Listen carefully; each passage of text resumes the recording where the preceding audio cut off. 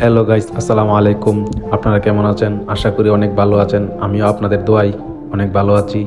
আজকের এই ভিডিওতে থাকবে আমি কি কাজ করি, সম্পূর্ণ এই ভিডিওতে তুলে ধরবো। দেখেন, প্রথমে আমি গোসল করলাম। গোসল করে তারপর সুন্দরভাবে আমি ফ্রেশ হয়ে হোটেলের দিকে প্রস্তুত হলাম। এখন আমি আস্তে আস্তে হোটেলের দিকে যাইতেছি। যে আমার রুম থেকে হোটেলে যেতে সর্বোচ্চ 4 থেকে 5 মিনিট লাগে। এরই মধ্যে মদিনা শরীফটা দেখে আমি প্রতিদিন ডিউটিতে যাই। নিজেকে অনেক ভাগ্য মনে করি যে আমি এই জায়গায় থাকি মদিনা শরীফের সাথে। যাই হোক, কথা বলতে বলতে হোটেলে আইসা পড়ছি। হোটেলে এসে দেখি যে কত সুন্দরভাবে সকালে হাজিরা নাস্তা খাইতেছে। আমাদের হোটেলের কাজ হলো সর্বপ্রথম যে এইভাবে আমরা প্রতিদিন ফ্লোর ক্লিন করি। সুমন ভাই দেখেন কাজ করতেছে, সালমান ভাই, মালিক ভাই পানি তুলতেছে, আমি মুভ মেরে দিতেছি যাতে পানিগুলো না থাকে। আর নুর আলম বেড বাঁধতেছে, দেখেন কত সুন্দরভাবে বেড বাঁধে, এইভাবে বেড বাঁধতে হয়।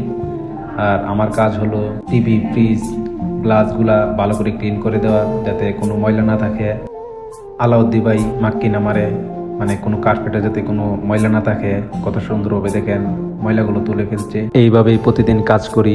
দেখেন এখন প্রায় কাজ শেষ। একটু পর হাজিরা উঠবে রুমে।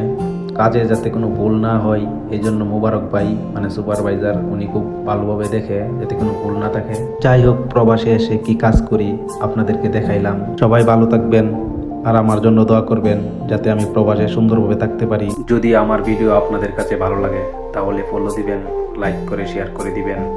সবাই ভালো থাকবেন। আসসালামু আলাইকুম।